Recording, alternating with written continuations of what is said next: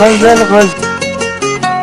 غزل ته هغه زه دا ته څه غزلې وې غزل تاسو وکړل ما خو خپل باباجانې ډېر پوه کو هغه زما نه منل هغوی وی چې غریبانان هم دي او کار کسب یې نشته دی نو تا به څه وساتي او غزل زما مور پلار هم نه مني هغوی وی چې موږ غریبانان او موږ د دې مناسب نه یو خو شاهده دا اوس څه کېږي زه خو ستا نه بغیر ژوند نشم تېرولی ای لیونې ما له چل راځي هغه څنګه شاهده غزل سبا ماښام د کور راوځه د دې ځای نه به لرې لاړ شو او هلته به پاتې کېږو خو دا خو ډېره ګرانه ده غزل هېڅ ګرانه نه ده خو څه لږې ډېرې پیسې او کالي راواله او چې کومې پورې کار نه هغې به ګزاره کوو بیا به انشاءالله ګورو سره زه خو ډېره یېرېږم خو چې څنګه ستا خوښه یې نو غزل تر کومې پورې چې زه ژوند یم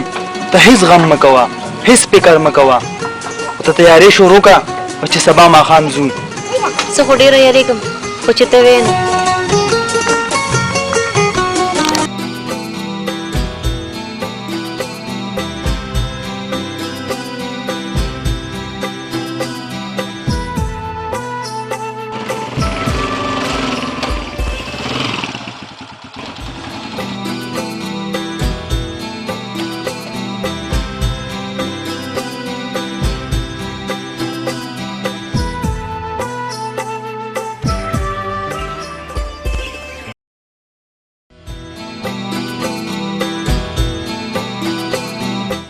ګلپامه څه ټایم به یار بس یار ستاسو انتظار و تاسو رالی نو بس اوس به ځم ځکه خو موږ موټر سایکل راوستو چې تا اډې ته ورسو ګلپامه یار کله کله موږ ته ټلیفون کوه ډېر مونه کې یار داسې وې نعیمه تاسو به څنګه یېروم یار ګلفامه د ښار حالات ډېر خراب دي خپله نوکري کوه او په ځل چاته ونه ګرځې او په ټایم خپلې ډیرې ته راځه ټیک ده یار زه به ولې فضول ګرځم ځکه چې ما ته خپله غریبي معلومه ده او شاید ته به زما سلام وایې مې ستا په نمبر یې ډېره ټرای وکړله خو نمبر دې بند راتلو ته بېغمه شه یار موږ به ورته ووایو ګلفامه یار په د پیسو کمې نو ما سره یو 2000 روپۍ شته نه نه یار هر څه برابر دي بس تاسو صرف دعا کوئ او ځای چې ځو بیا ناوخته کېږي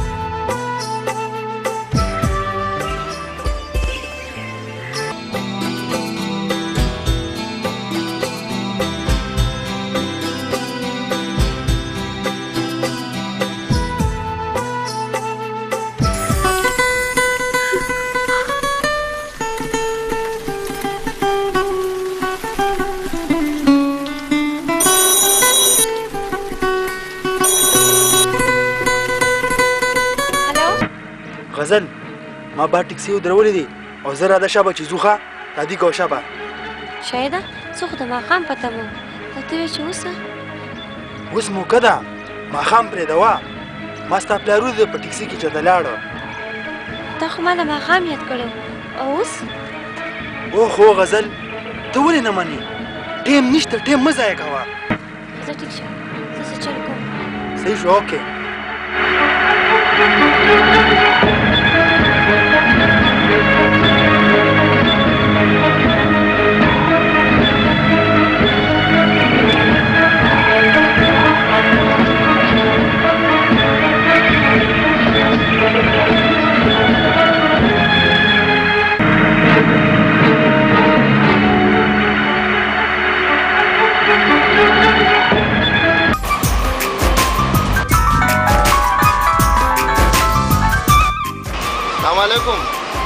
وعلیکم سلام ګلفامه څنګه زه ښه یم یار خپل حالونه وایه بس یار زوړ امام او زړې تراوی دي هغه کلی هغه فضول ګرځېدل هغه بېروزګاري ده فکر مه کوه یار زه تاسو له د کار څه بندوبست کوم نو دا راته وایه چې نعیم څنګه دی ښه دی یار دا دی را سره دی ها دا موبایل ور لږ ورکړه هلو څنګه یارو نعیمه څه څنګه یې یار؟ خیم یار ته څنګه یار او کار دې څنګه دی کار؟ یار ستاسو دعاګانې دي، ډېر زیات ښکلی کار دی، ډېر زیات خوشحاله یم. خو دا راته ووایه یار د شاید نمبر بند راځي چې ولې؟ بس یار دغه به ورته څه ووایو؟ ولې څه چل دی یار؟ خیر دی؟ ګلپامه یار موږ داسې خبر شوي وو چې هغه نادر کاکا لور تختولې ده او هېڅ پته نه لګي. داسې به یار؟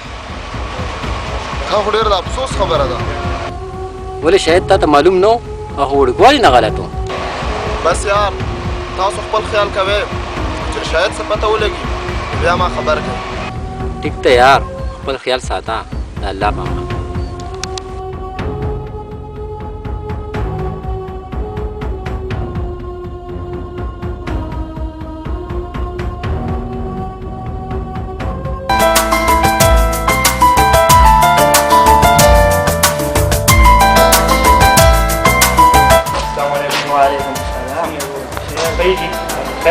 صاحب مونږ ته کور په کرایه پکار دی.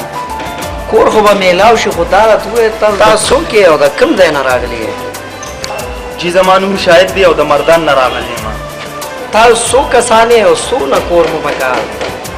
بس چې یو کمرې یو کچن یو باتروم وي ځکه چې مونږ 2 کسان یو، یو زه یم یو مې کور والا. مونږ به د مخامخ هوټل کې پاتې کېږو. ټیک ته ما سره کور شته راځه چې وښیم. ټیک شو جی راځئ. صاحب ټیک ته کور خو مې خوښ شو خو جي د دې کرایه څونه ده؟ د دې صرف 3000 روپۍ ده.